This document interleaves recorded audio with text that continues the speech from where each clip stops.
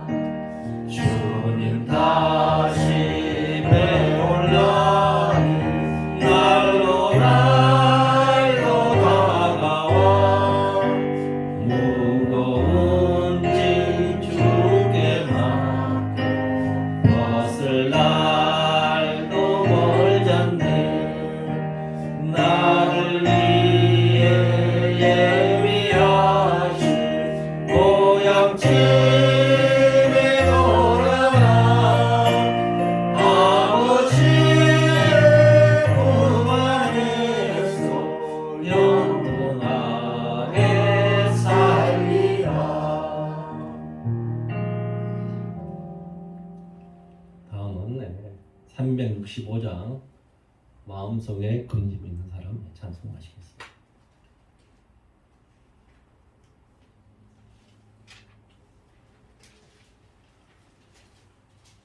슬픈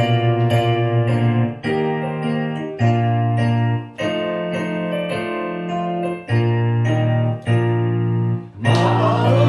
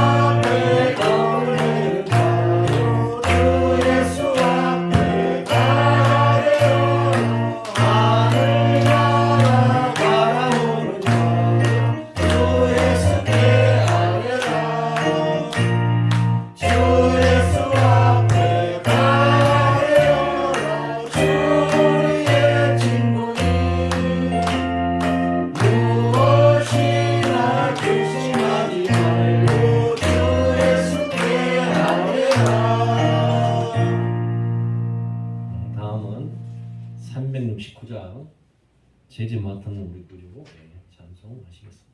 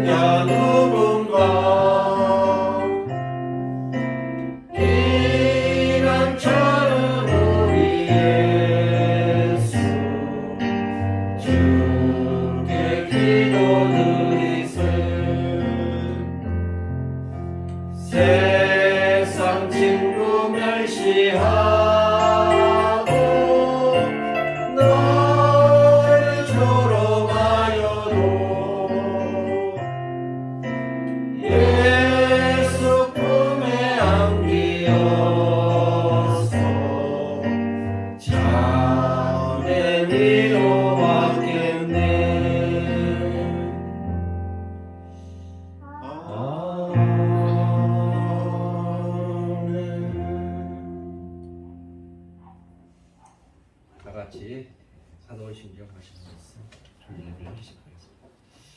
천능사 천지를 만드신 하나님 아버지를 믿사오니 그의 아들 우리 주 예수 그리스도를 믿사오니 이는 성령님 대하사 동물들 마리아가 인도하시고 본디오 빌라도에게 군을 발사 십자가에 못 박혀 죽으시고 장사한 지 사흘 만에 죽은 자 가운데서 대성하시고 하늘이 열어사 천능하신 하나님 앞에 앉아 계시다. 저에서 산자와 죽은 자를 심판하시고 성령을 믿사오니 거룩한 구원과 성부와 지혜를 사하여 주신 것과 몸이 다이사하는 것과 영원히 사는 것을 믿사옵나이다. 아멘. 네, 31장 찬양하나 복되신 구세주 예수의 1절만 찬송하시겠습니다.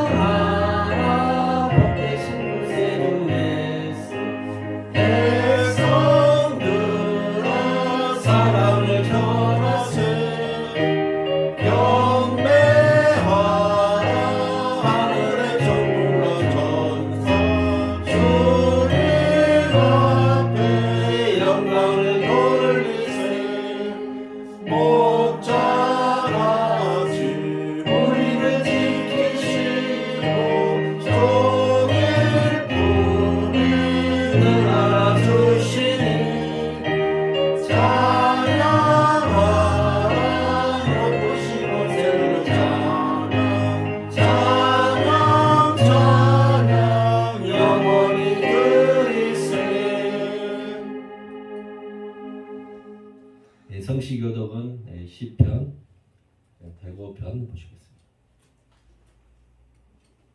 제가 1절 먼저 읽겠습니다. 여호와께 감사하고 그의 이름을 불러 아뢰며 그가 하는 일은 만민 중에 알게 하지어다. 그의 이름에 노래하며 그를 찬양하며 그의 모든 기이한 일들을 말할지어다. 그의 거룩한 이름이 자랑하라. 여호와를 구하는 자들은 마음이 즐거울지로다. 여호와 그의 능력을 구할지어다. 그의 얼굴을 항상 구할지어다. 그의 종 아브라함의 후손 곧 택하신 야곱의 자손 너희는 그가 행하신 기적과 그의 이적과 그의 입의 판단을 기억할지어다. 그는 여호와 우리의 하나님이시라. 그의 판단이 온 땅에 있도다. 그는 그의 언약 곧 천대에 걸쳐 명령하신 말씀을 영원히 기억하였으니 이것은 아브라함과 맺은 언약이고 이삭에게 하신 맹세이며 야곱에게 세우신 율례 곧 이스라엘에게 하신 영원한 언약이라. 이르시기를 내가 가나안 땅을 내게 주고 너희에게 할당된 소유가 되게 하리라 하셨도다. 아멘. 다 같이 합심 기도드리는데 각자 기도 제목과 또 교회와 아니 또 나라와 특히 또 제가 어제 김명기 집사님과 통화를 했더니 그 사람 자기 근무하는 직원들이 많이 나가가지고 쉴 틈이 없다고 그래서 교회를 못 나오고 있다고 하니 그 소형 사람이 힘들 수 있도록 같이 기도 좀 해주시기 바랍니다. 아직 합심 기도 드리겠습니다.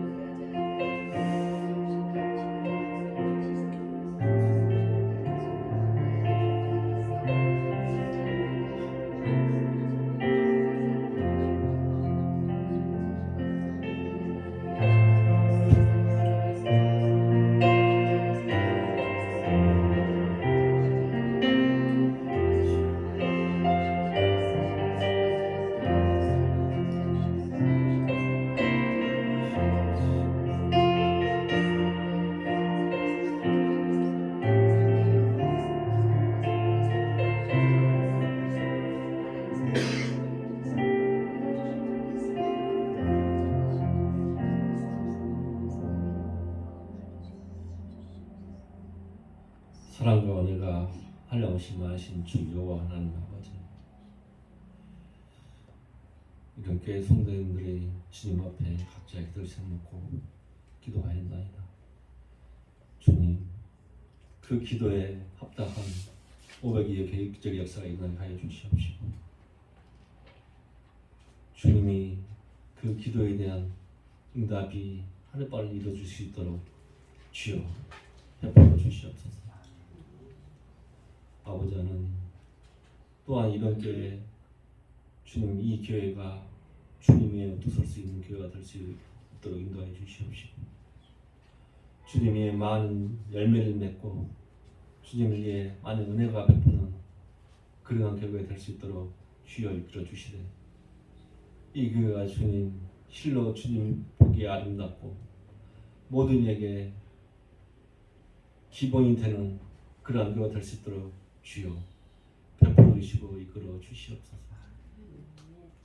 또한 아버지 하나님, 이 나라와 전 세계가 모든 고통 속에 있나이다. 그 원인은 다 인간의 욕심 때문이오니 주여 모든 걸 베풀어 주시어서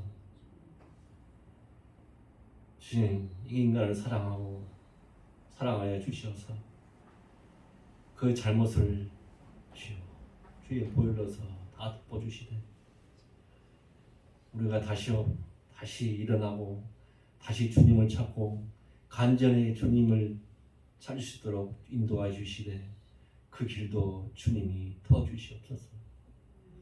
아버지 하나님, 그로 인하여서 이 나라와 전 세계가 주님을 바라보고 주님을 무서움을 알고 주님을 살아있음을 알 수 있는 그러한 계기가 올 수 있도록 주여 은혜와 모든 것을 베풀어 주시옵소서. 아버지 하나님, 특히도 오늘 이상 목사님 설교 말씀 전할 때에 주님이 이끄시고 주님이 하고 싶은 전달하고 싶은 그러한 한 말 한 말씀이 우리의 가슴에 생명의 양식이 될 수 있도록 이끌어 주시되 이성 목사님 특히 건강도 지켜 붙들어 주시옵시고 이성 목사님 하고 계시는 모든 활동 중 주님이 그 길도 이끌어 주시옵소서. 아버지 하나님, 우리 이런 교회 성도님들 가정마다 주님이 모든 걸 베풀어 주시옵시고 특히 이런 교회 성도들 가정마다 모든 걸 베풀 수 있는 능력이 있는 그런 가정이 될 수 있도록 인도하여 주시되 감사와 대감사가 주님이시여 항시 꼽히는 그러한 가정이 될 수 있도록 인도하여 주시옵소서. 모든 건 다 주께 부탁하고 우리 주 예수 그리스도 이름으로 기도드렸습니다.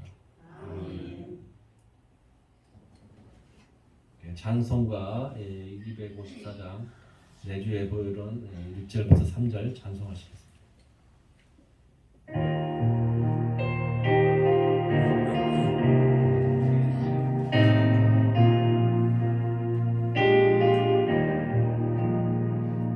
내 주의 보혈은 정하고 정하고 내 죄를 정케 하신 주 나로라 하신다.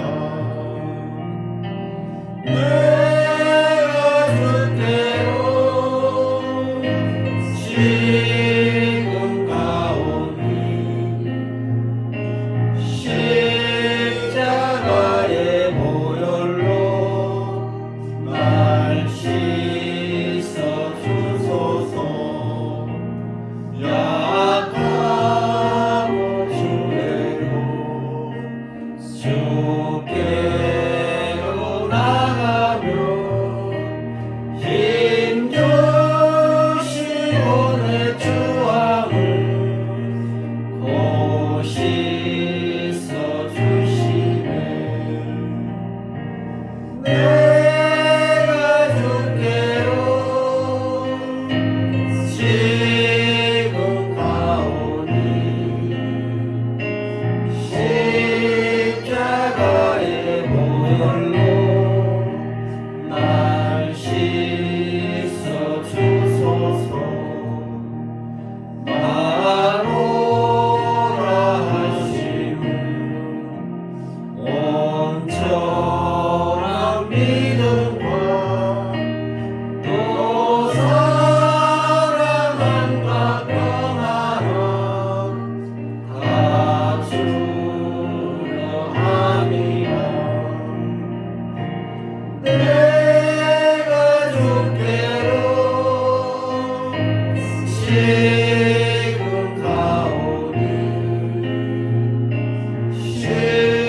십자가의 보혈로 날 씻어 주소서.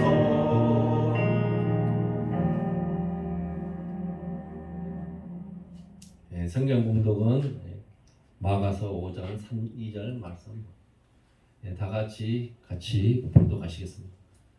베들레헴 아브라함아 너는 유다 족속 중에 작을지라도 이스라엘을 다스릴 자가 내게서 내게로 나올 것이라. 그의 근본은 선거의 영원히 있으리라. 아멘. 제목 베들레헴이라는 제목을 가지고 이성훈 목사님 설교 말씀 주시겠습니다. 많은 은혜 받으시기.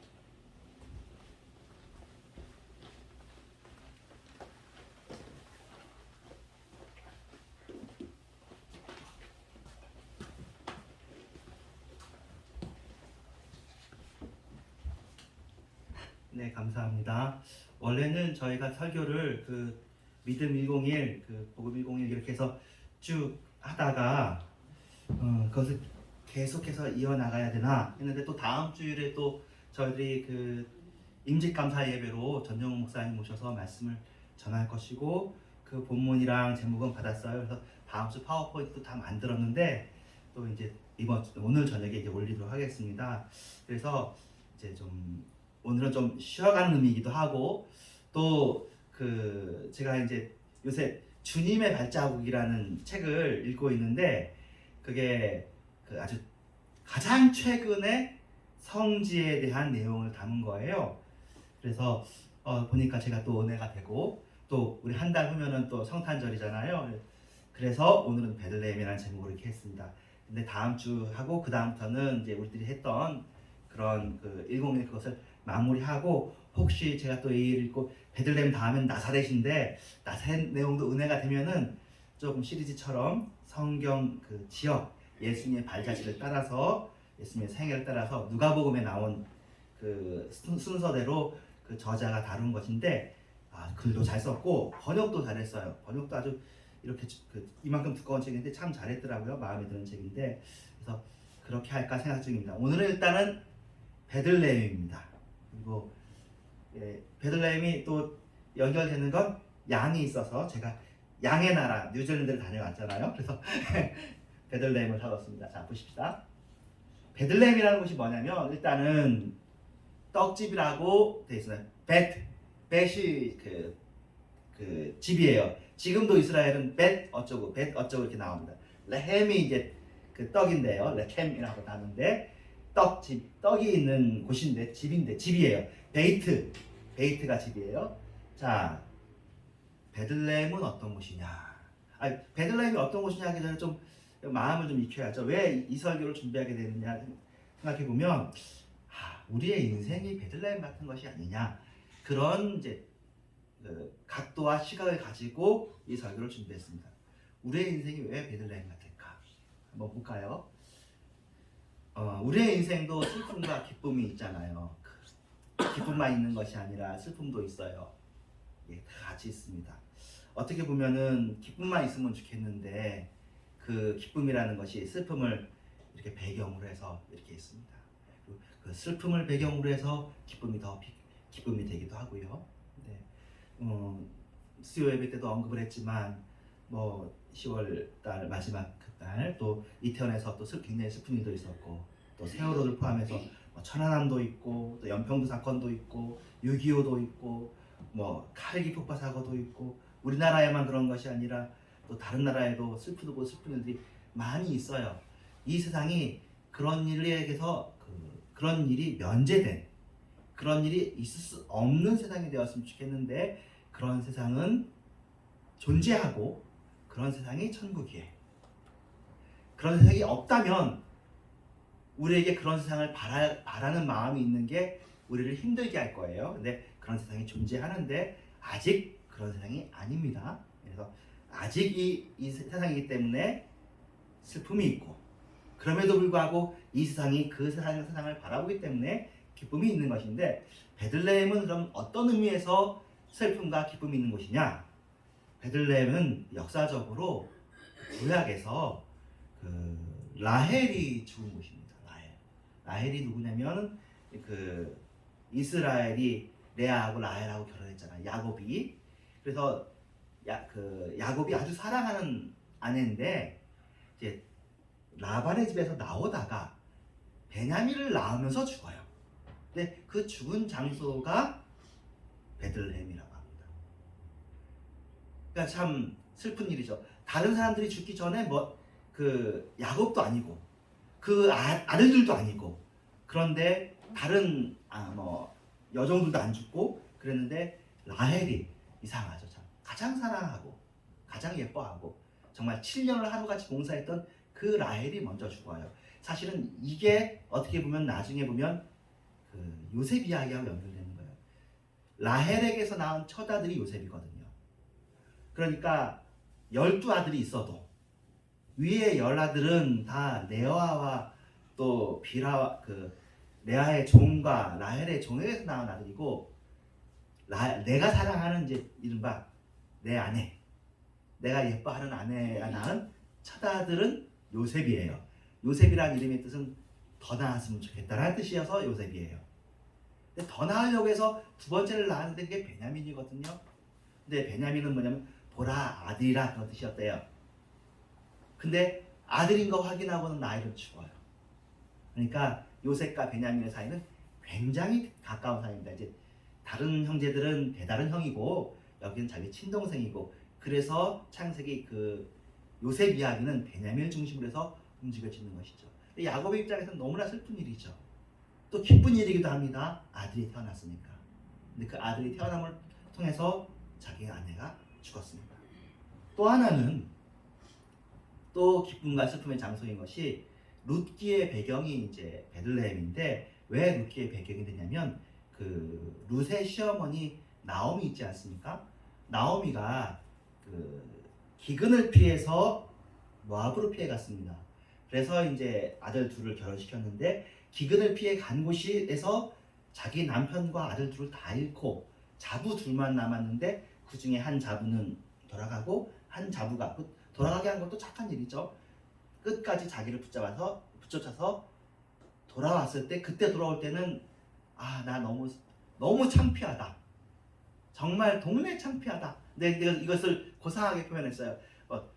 욕하면서 동네 창피해서 못 살겠는 그런 게 아니고, 더 이상 내 이름을 나옴이라 부르지 말고 말하라 부르라. 그 얘기는 내가 더 이상 기쁨의 사람이 아니라 쓴 사람이다. 단물의 사람이 아니라 가슴 아픈 사람이다.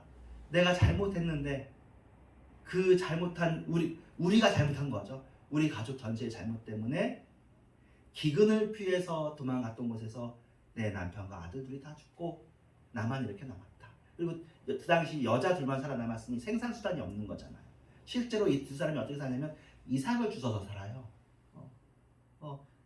거의 너무너무 가난한 사람. 그럼 그 나오미가 갔던 곳이 어디냐? 베들레헴. 보아스가 사는 곳이 베들레헴. 그러니까 룻기의 남자 주인공이 보아스잖아요. 보아스의 타작마장에 있는 곳이 베들레헴입니다. 굉장히 슬픈 일이고, 정말 이제 인생이라는 것이 어떤 것인지를 정말 보여주는 거잖아요. 인생은 그런 겁니다. 앞일을 알 수가 없어요. 내일 일을 알 수가 없어요. 우리 뜻하지 않은 더 좋은 일도 생기지만 늘 일상이 있는데, 이 일상이 고마울 때가 옵니다. 어떨 때는 끔찍한 사고가 터지기도 하니까요. 이태원 이야기를 빼고 유튜브에 올리는 일이라서 올라갈 내용이라서 그렇긴 한데, 그분이 이 유튜브를 이번 주 중에 한 이제 사귀고 있는, 그러니까 가끔 만나는 택시 운전하시는 분을 만났는데, 그분이 한 2달쯤 전에 밤에 택시를 운전하다가 술 취한 취객을 실었어요. 그럴 수 있잖아요. 취객을 실었는데 그때부터 시비를 거는 거야. 시비 걸 수 있지. 근데 시비를 거는 게 너무 심하게 걸더니 얼굴을 때리는 거예요. 얼굴을 때리니까 너무 황당하잖아요. 그러면 안 되잖아요. 이건 벌써 일단 범죄거든요. 그래가지고 그러지 말라고 했더니 젊은 청년이 이 사람의 핸드폰을 뺏어가지고 던져버렸어. 택시기사에. 그러니까 황당하잖아요. 택시를 세웠지. 그리고 핸드폰을 주스러 갔지. 그랬더니 택시를 운전하고 도망가는 거야. 이거 말도 안 하는 데는 일의 연속이고, 여기는 눈이 너무 터지고, 그리고 자기는 무섭고 덜덜덜 떨리죠. 그런데 뒤에 가는 이제 트럭 아저씨가 이거 전체를 본 거야. 택시가 왔다 갔다 하는 걸 보고 이상한 게 있는 걸 보고 타라고 해가지고 자기 옆에 태우고는 그 택시를 쫓아갔어. 그리고 그 택시를 잡았어요. 가면서 119 전화하고 경찰 전화해가지고 앞에 막아가지고 잡았어요. 그래가지고는 저희한테 사진 보여주는데 애가 터지고 무서웠다고 그래요. 자기는 119에 전화가 엄두도 안 나고 그래가지고 병원에 입원했거든요. 나중에 보니 그 청년이 술 깨가지고 자기가 왜 그러는지 모른다고 그러고 어떻게든지 봐달라고 그러고 그래가지고 주변 사람들은 이거 뭐 1억 받아야 된다 5천 받아야 된다 하는데 자기 아들도 있고 해가지고 불쌍해서 이제 최소한만 받고 그래가지고 그 처리해주고 지금 다시 택시 운전하는데 그런 얘기를 하는 거예요. 사실은 죽을 뻔하는 거죠. 차가 왔다 차가 왔다 갔다 하는 길에서 그렇게 맞고 가다가 알 수 없느냐 왜 그런 일이 생기는지가 중요하지 않죠. 이 세상은 어떻게 그렇게 취약한 곳입니다. 연약한 곳입니다. 누군가 우리를 위협하고 우리를 협박하면 우리의 안전이 날아갈 수도 있는 그런 곳이에요. 그러니까 참 슬프죠. 그런 게 슬프죠. 이 다음에 보면 이제 2세 이하 아이 살해하는 이야기가 나오는데 이게 언제 살해하냐면 예수님 이야기와 관련돼서 살해하거든요. 예수님이 오셨을 때에 그 별을 보고 이렇게 동방에서 박사들이 오잖아요. 근데 그 시기를 물어가지고 헤롯이 이 사람이 왜냐면 이스라엘의 왕으로 온다 사람이라고 하니까 헤롯한테 이 이야기가 굉장히 싫은 거예요. 왜 싫으냐면 이스라엘 사람하고 에돔 사람은 원래부터 원수입니다. 구약의 그 원래 사실은 이게 원래 원수는 아니죠. 왜냐면 에돔 사람은 에서의 후손이고 이스라엘 사람은 야곱의 후손이라고요. 원래 형제잖아요. 친해야 되는데도 불구하고 이게 결정적으로 틀어진 게 그 이스라엘하고 그러니까 애굽하고 야세는 에돔 그 에서는 화해를 했어요. 화해를 했는데도 불구하고 야곱이 에서를 좀 무서워해가지고 서로 각각 따로 지내면서 에서는 에서대로 큰 민족을 이루었고 이스라엘은 이스라엘대로 큰 민족을 이루었는데 나중에 이게 진짜 원수가 된 것은 이 이스라엘이 남쪽 유다하고 남쪽 유다 북쪽 이스라엘을 나누었는데 이 두 나라가 망할 때 에돔은 안 망합니다. 그 높은 곳에 있었기 때문에 주변 아수라하고 바벨론 이렇게 있을 때 에돔은 망하지 않아요. 근데 망하지 않으면서 형제인 나라가 망할 때 그걸 보고 기뻐하면서 노량물을 탈취합니다. 이게 구약 성경에 나오는 얘기예요. 그래서 이것에 대해서 하나님이 진노하고 선지자를 통해서 얘기하죠. 너의 동생 나라인데 사실은 동생 나라가 망할 때 그걸 기뻐해서 되느냐? 너네 동생 나라는 다시 세워지겠지만 너네 나라는 다시 세워지지 못한다. 망할 것이다. 실제로 역사적으로 에돔이라는 나라는 없어지는데 그 에돔 나라의 후손 사람 중에 하나가 헤롯이 되어가지고 헤롯 왕이거든요. 그러니까 헤롯 왕은 출신 성분이 이스라엘 사람이라기보다는 에돔 혈통인 거예요. 그렇기 때문에 헤롯은 늘 불안해요. 누군가 적법한 왕이 나타나서 자신을 찬탈할까봐. 이미 사실 헤롯이 되기 전에 그런 싸움이 한 번 있었습니다. 예. 예수님 오기 전 시대에 유다의 사자라는 이름을 가진 가문이 일어나가지고 반란을 일으켜서 크게 성공한 일이 있었거든요. 그것을 진압하고 로마가 들어섰고 로마가 세운 총독이 있을 것이고 또 여기는 분봉왕으로 헤롯이 있는 거예요.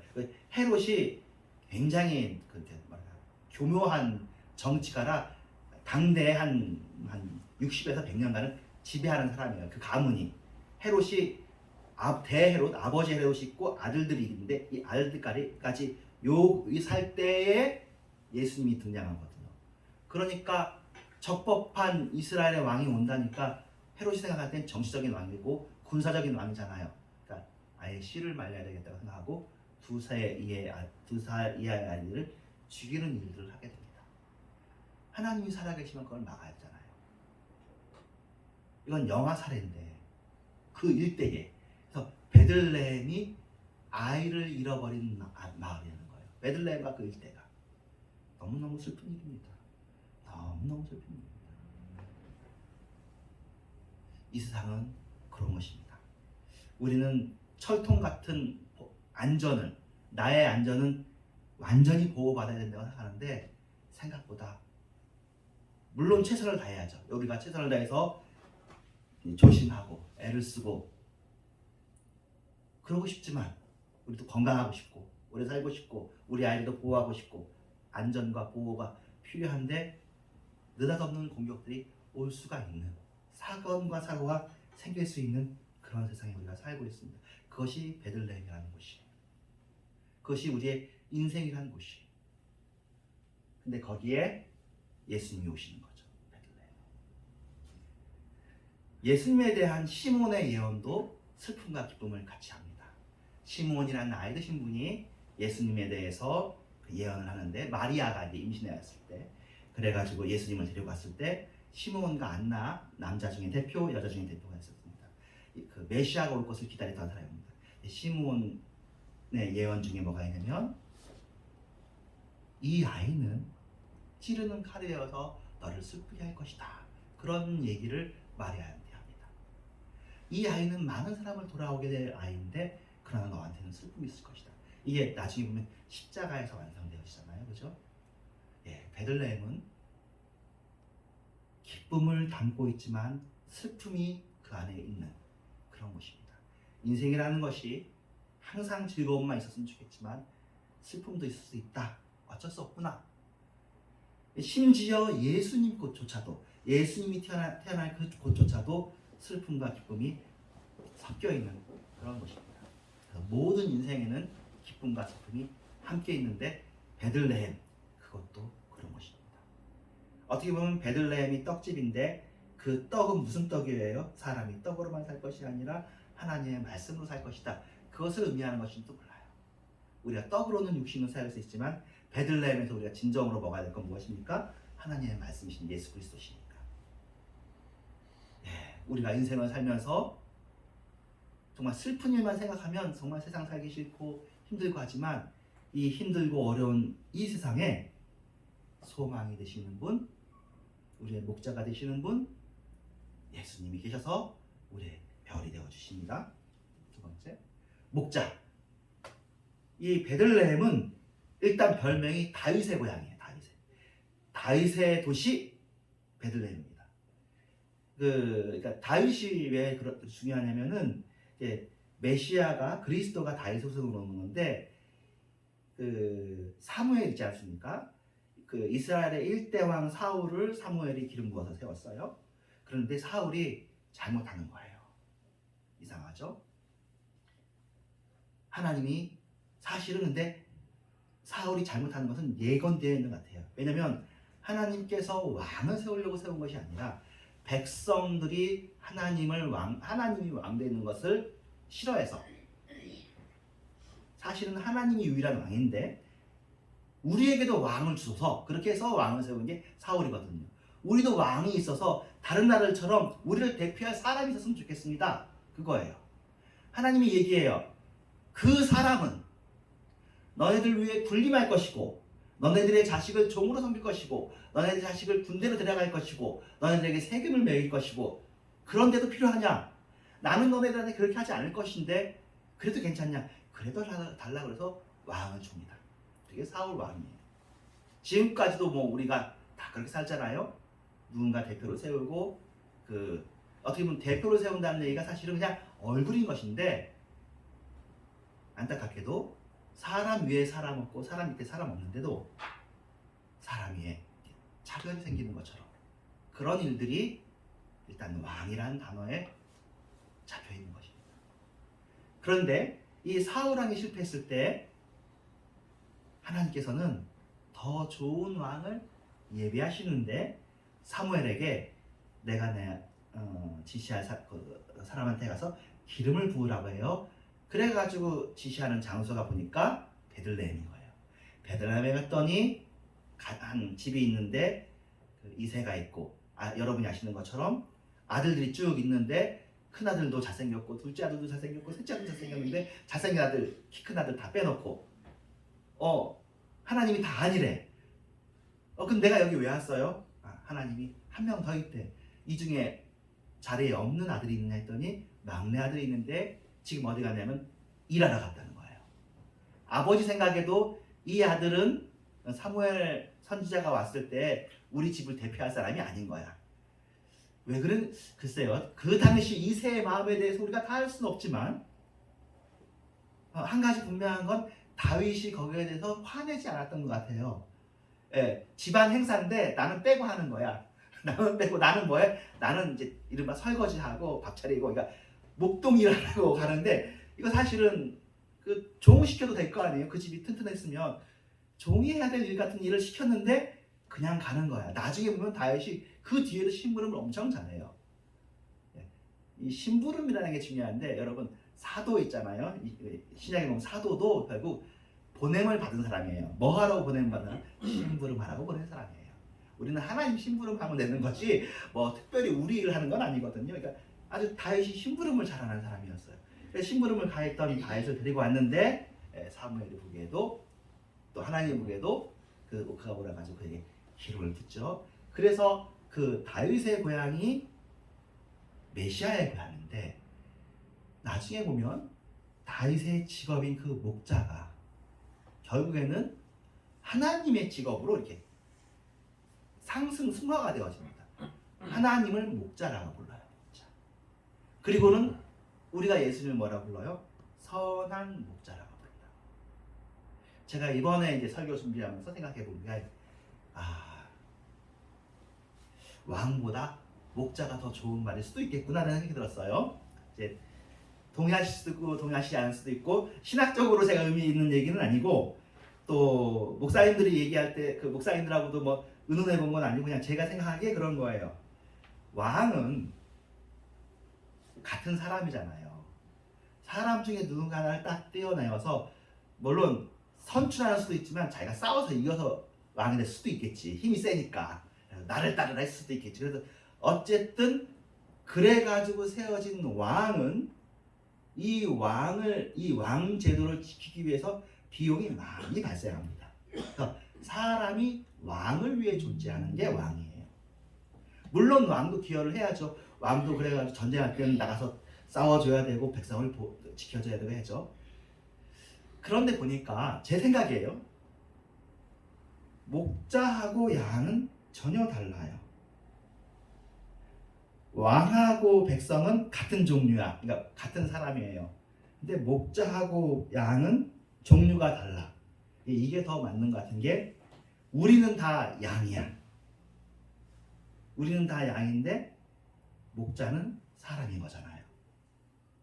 그러니까 신인 거죠, 신. 그러니까 우리 사람들을 다 양으로 준다면, 그러니까 비율인 거예요.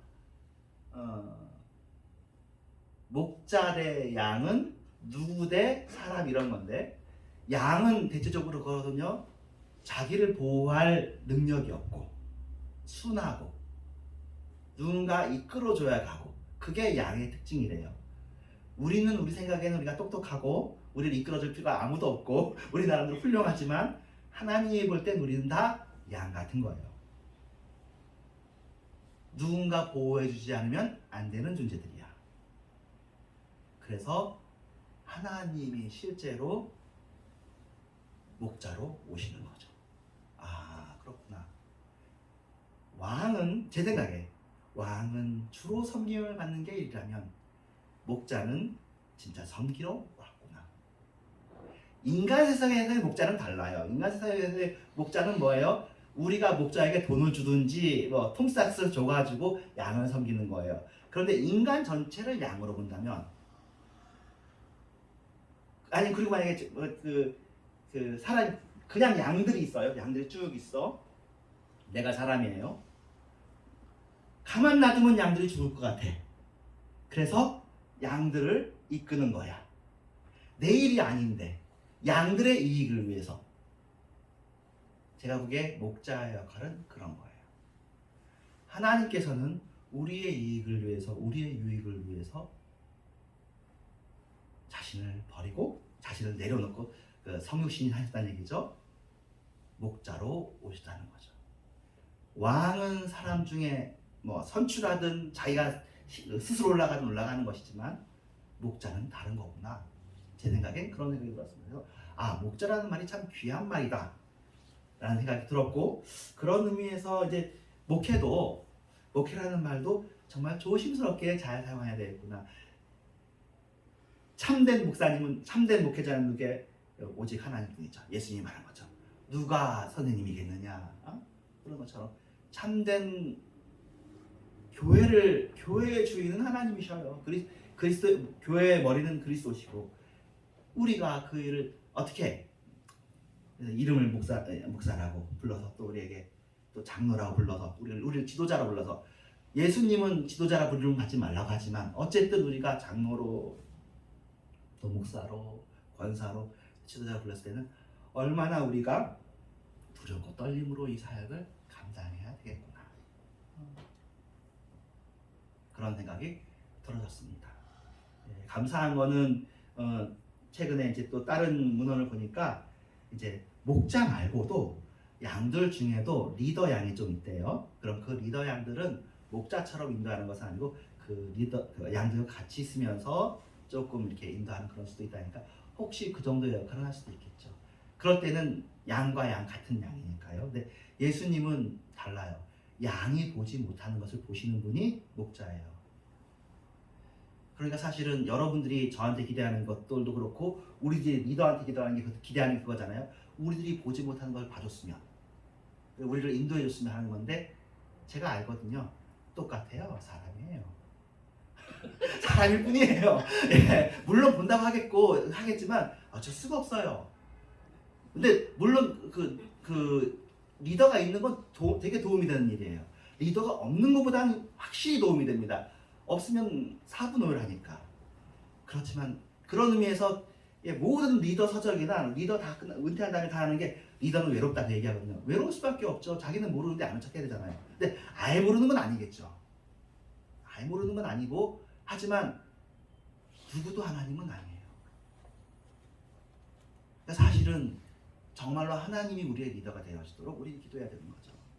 그리고 그 일을 맡아서 잠깐 위임받은 사람이잖아요. 그 위임받은 사람이 그 하나님의 뜻대로 잘 할 수 있도록 본인도 기도하고 우리도 기도해주고 그래야 되겠죠. 그러니까 우리는 사실은 누구를 원하냐면 예수님을 원하는 거예요. 예수님께서 우리의 리더가 되기를 원하는데 현재는 아직 없잖아. 그래서 일단 선한 목자 되시는 그 주님을 바라보면서 이 일을 하는 거고 궁극적으로는 어떻게 되냐면 여러분들이 다 리더예요. 평신도가 없어. 모든 성도가 다 왕이야. 여러분들이 의사결정을 해야 돼요. 예, 바울이 얘기했습니다. 너네들이 세상을 판단할 것을 알지 못하느냐 그런 얘기하거든요. 너네들은 세상의 판단을 받지 말라고 그래요. 예, 저는 잘 생각하는 게 왜 우리가 이렇게 똑똑하지? 왜 우리에게 이렇게 분별력이 있지? 옳고 그름을 자꾸 생각하지? 여러분들이 왕이기 때문에 그래요. 여러분들에게 우리가 뭘 다스릴지 우리가 다 모르겠지만 예, 우리 모르겠어요. 저도 어떤 일인지 모르겠지만 하나님은 우리를 왕의 훈련을 시키려고 이 세상에 보내신 거예요. 여러분이 전부 다 세자 교육을 받으시는 거예요. 하나님은 왕 중에 왕이에요.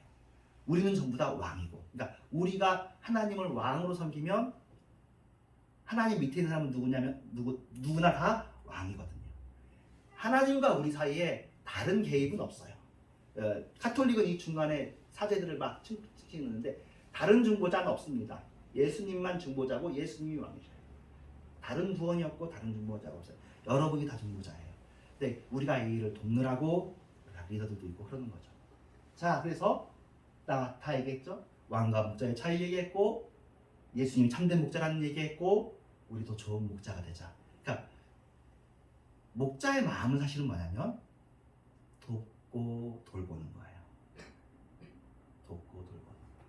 그러니까 제가 아가페를 계속 얘기하잖아요. 다른 사람을 돕고 돌보기를 원하는 사람들은 왕입니다. 목자 왕이에요. 어떻게 하면 도울까? 근데 방법은 각각 다 달라요. 저도 이런 방법을 하고 싶고 여러분도 이렇게 방법을 하고 싶은데 제가 여기 있을 때는 어떻게 하면 제 방법대로 하는 거고 여러분이 또 여러분의 자리에 있을 때는 여러분 방법대로 하는 거예요. 그래서 이 방법이 항상 옳은 것은 아니에요. 이건 재미있게도 플라톤이 얘기하는 거예요. 그 방법은 그때는 옳지만 그 이후에는 달라진대요. 정의란 무엇인가라는 그 국가라는 책에서 얘기했대요.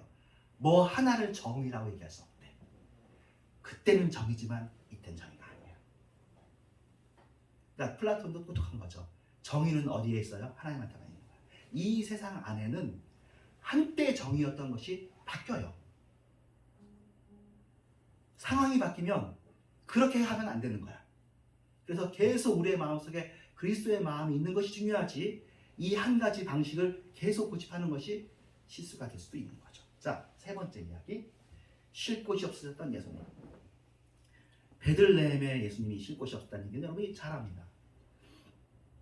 요셉과 마리아가 베들레헴에 함께 간 이유에 대해서 아까 그 책이 새로운 책이라서 제가 여러분들도 처음 듣는 얘기일 것이에요. 왜냐면 제가 처음 듣는 얘기니까. 원래는 요셉만 가야 된대요. 호구조사할 때. 요셉이 가야 되는 이유가 단순히 호구조사가 아니라 토지 증명을 하러 가는 거래요. 자기 토지가 어디 있느냐. 그래서 베들레헴에 가는 사람들은 다 누구냐? 다윗의 후손들이야. 근데 다윗의 후손들이 다 뿔뿔이 흩어져 있는 거지. 숫자가 많았나 봐요. 그 사람들이 베들레헴으로 왔는데 이제 엄청 많았던 거. 그러니까 그 사람들이 다 뿔뿔이 흩어졌다는 얘기는 베들레헴에 살아야 되는데도 불구하고 이 사람들이 천향하게 되었다는 걸 뜻하기도 하고, 두 번째는 근데 왜 마리아도 왔을까? 여자는 안 움직인대요. 마리아가 왔다는 의미는 그런 거래요. 마리아는 장녀고 마리아 이름으로도 땅이 있다. 그래서 요셉의 땅도 찾고 마리아 땅도 찾으려고 둘이 왔을 거래요. 학자가 얘기하는 거니까 성경에 써 있는 이야기는 아니지만 우리는 당연히 정혼한 사이니까 왔겠지 하지만 그렇다고 합니다. 자, 요셉과 마리아가 둘 다 왔고, 또 하나는 그래서 다윗의 후손이 뿔뿔이 흩어졌다는 얘기도 했죠. 그러니까 적법한 정당한 사람들이 억울한 일을 당하는 일이 세상에 있어요. 그런데 하나님은 그걸 알죠. 근데 두 번째 얘기는 또 새로운 얘기가 뭐냐면, 우리는 사관에 머물 곳이 없어서 마국간에 들어갔다고 써 있는데, 알고 있는데 성경은 마국간이라는 단어는 없어요. 구란 단어는 구요. 여기도 그러니까 사실은 제가 마국간이라 여러분이 보기 쉽게 썼지만 구유가 있어요. 그럼 뭐냐면 이런 거래요. 여관은 있어. 그런데 이 여관에선 애를 낳기는 따뜻한 곳이 아니야. 더 따뜻한 곳은 보통 동굴이래요. 동굴 안에, 집 안에 동굴이 있어서 이 동굴 안에 이게 더 따뜻하고 집도 있고 이래가지고 지푸라기도 있고 해가지고 동물들 간에 넣었는데, 여기가 더 아기를 낳는데 더 좋은 곳이라서 더 사적인 공간을 허락해 준 것이다. 그렇게 설명을 하더라고요. 그러니까 해석 중에 하나인 거죠. 우리가 실제로 그것을 가보지는 못했지만. 그래서 방일서는 여기 방일서요 하는 영국에서 덕구는 정말 사람들이 다 예수님 오라고 안 하는데 바보 덕구가 예수님 여기 방에 있어야 하는 그런 얘기를 한다면, 지금 이 이야기는 방은 있는데 더 좋은 곳으로, 그래서 그 구유가 그래도 깨끗한 곳으로 이 여관 주인의 배려를 보여주는 거라고 합니다. 그런데 그래서 이 구유하고 예수님은 사실은 어울리진 않잖아요. 더 좋은 곳에 사실은 있어야 되죠. 물론 그 상황에선 제일 좋은 곳이었지만, 제 해석은 아니지만 이렇게 설명하기도 해요. 이거는 여러분이 은혜가 되는 해석인지는 모르지만 해석 중에 하나인데, 그 구유가 짐승의 밥통이잖아요. 베들레헴은 떡집이잖아요. 예수님께서는 심지어 모든 피조물 중에 낮은 육축이죠. 물론 다른 피조물, 육축을 위해서도 오신 예수님, 그렇게 해석합니다. 좀 지나친 해석이다 싶기는 해요. 요 해석은 어디까지 가냐면은 예수님께서 십자가 지셔서 그 육축 제사를 없앴잖아요. 소, 양 제사를 없앤 것까지 연결시켜서 하는데, 저는 일단은 육축은 따라오는 거고, 일단은 기본적으로 우리를 위해서 정말 낮고 더 낮은 곳으로 오신 그런 예수님 정도로 해석하는 게 그냥 적절한 선이 아닐까 싶습니다. 예수님께서 오셨어요. 예수님께서 그런데 쉴 곳이 없으셨어요. 태어날 때만 쉴 곳이 없으신 것이 아니라 사역 내내 예수님은 머리 둘 곳이 없다고 하셨어요. 지금도 혹시 그러실지도 모르고, 예수님이 쉴 곳이 돼야 되지 않겠습니까, 우리가? 그래서 여러분들이 예수님을 모신 것은 예수님이 쉴 곳이 되기 위해서 모신 것이고, 여러분 마음속에서 예수님은 왕이셔야 돼요. 예수님은 왕으로 자리 잡으십니다. 물론 목자이시고 선한 목자이시지만 우리가 예수님을 좌지우지해서는 안 되고 예수님께서 우리를 이끄시도록 우리가 우리의 마음을 내어드려야 우리와 예수님의 위치가 정확하게 나옵니다. 예수님은 왕 중에 왕이시기 때문이죠. 예수님께서 굳이 쉴 곳이 없어서 세상에 내려오신 건 아니잖아요. 예수님은 하나님 보좌 우편에 넉넉히 쉴 곳이 있어요. 그런데도 내려오신 건 뭐예요? 우리를 위해서 내려오셨다고요. 그러면 우리는 당연히 주님을 위해서 우리의 마음을 내어드리고 좌정하시도록 예수 우리 왕이여 이곳에 오소서를 우리는 당연히 이야기해야 맞습니다. 마지막 결론. 베들레헴은 우리의 인생은 이제 우리의 인생이 베들레헴이고 아까 4번 보면 요셉과 마리아가 베들레헴에 같이 갔고 다윗의 후손이 뿔뿔이 흩어졌고 마구간이 더 나온 이것이 다 인생을 보면 여러 가지 모순들이 있어요. 뜻밖의 계기를 통해서 여러분들이 인생의 진리와 인생의 비밀을 찾을 수가 있는데 핵심은 그 인생에 예수님이 있느냐 없느냐죠. 예수님이 있으면 베들레헴이 되는 거고 예수님이 태어나지 못하면 예수님이 죽으면 예수님을 모시지 않으면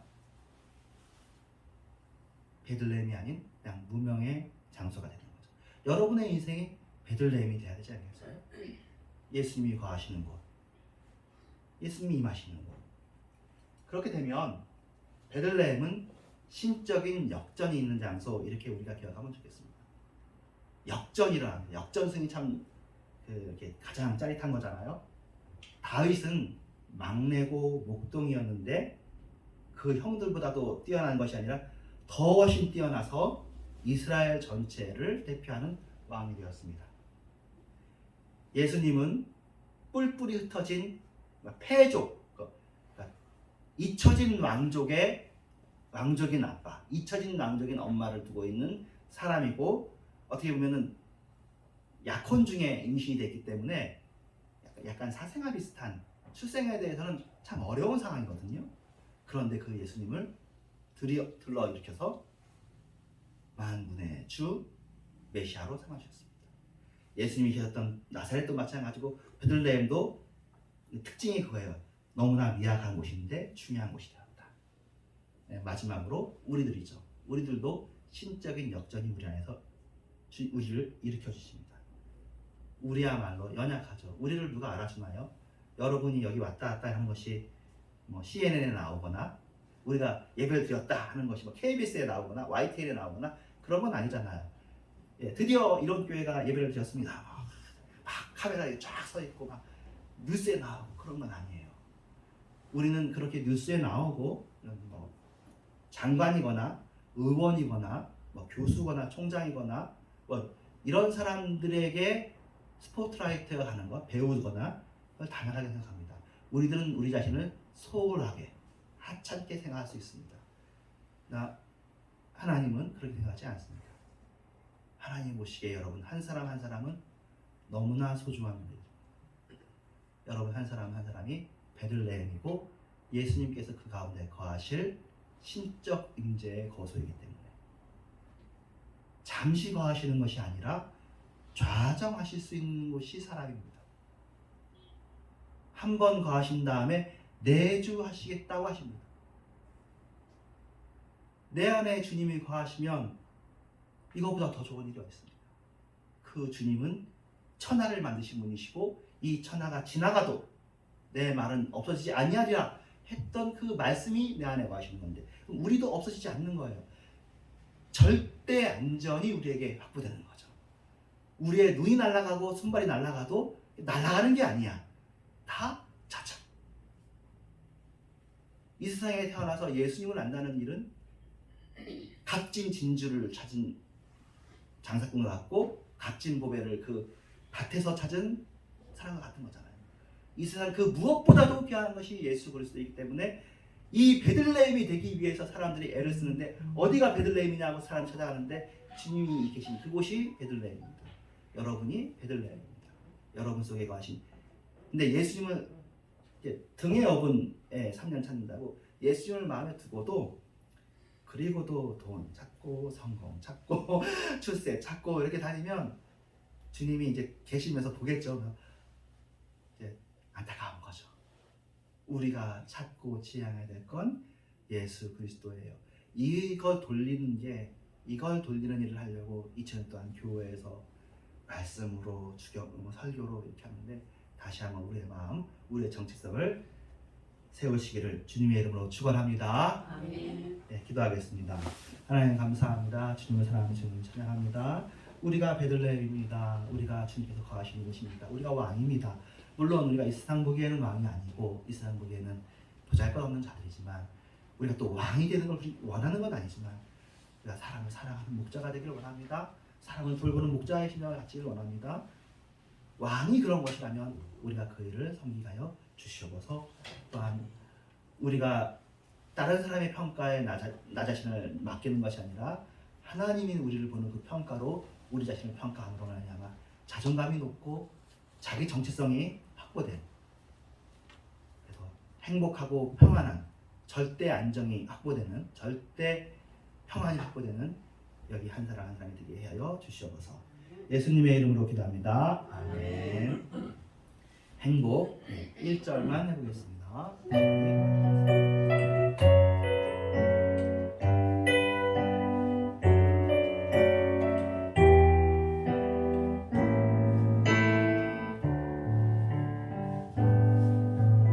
화려하지 않아도 정결하게 사는 삶, 가진 것이 적어도 감사하며 사는 삶, 내게 주신 자유니 나눠주며 사는 삶, 이것이 나의 삶의 행복이라오. 이것이 행복이라오. 세상은 알 수 없는 하나님 선물, 이것이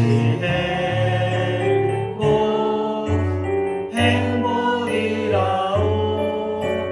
하나님의 자녀로 살아가는 것, 이것이 행복이라오. 헌금 기도하겠습니다.